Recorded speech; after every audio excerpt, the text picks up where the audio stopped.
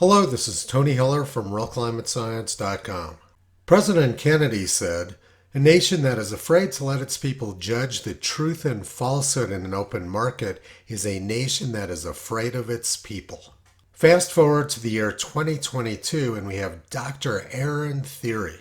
He's a graduate student at Cardiff University in social science, and he says that he listens to the science. He's researching the role of science in climate communications and social movements. He says he has a PhD in ecology and activism.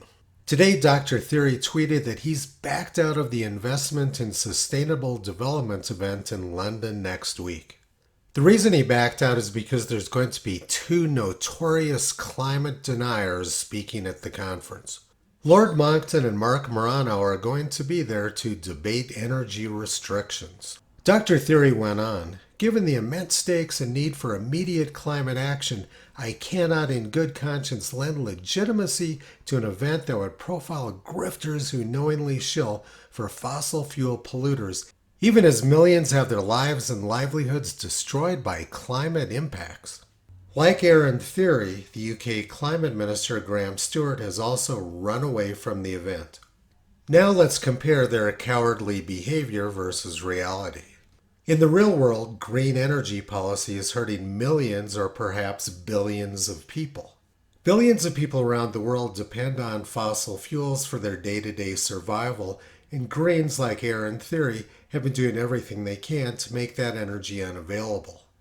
These Greens are committing crimes against humanity, and they don't want anybody else pointing that out. Dr. Thierry claims that millions have had their lives and livelihoods destroyed by climate impacts. But the reality is that death rates from all types of natural disasters, including meteorological and climate events, are down 95% over the last century. Fossil fuel companies are doing everything they can to keep the population warm this winter, while people like Dr. Thierry are doing everything they can to make the energy unavailable. Besides all the other nonsense in his statement, he says we need immediate climate action. This is the same thing the United Nations said in 1989.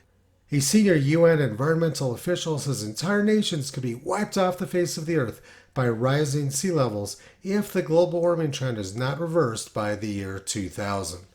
Since then, the United Nations has made dozens of international climate agreements, none of which have done anything to slow the rise of carbon dioxide in the atmosphere. In fact, over the last 30 years, the growth rate of carbon dioxide in the atmosphere has more than doubled.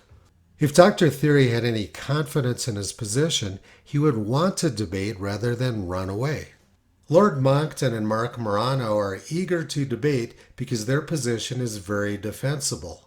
Dr. Thierry's position is not defensible and will not stand up to debate. That's why he's running away. President Kennedy understood that an open market of ideas was very important.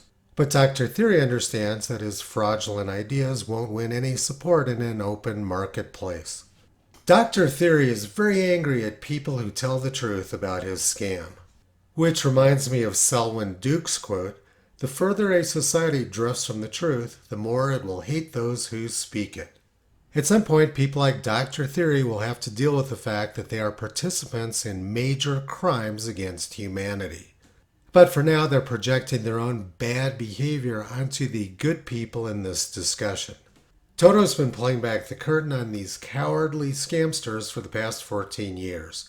You can visit him, Kyrie, Caesar, Toki, and Upala on the web at realclimatescience.com.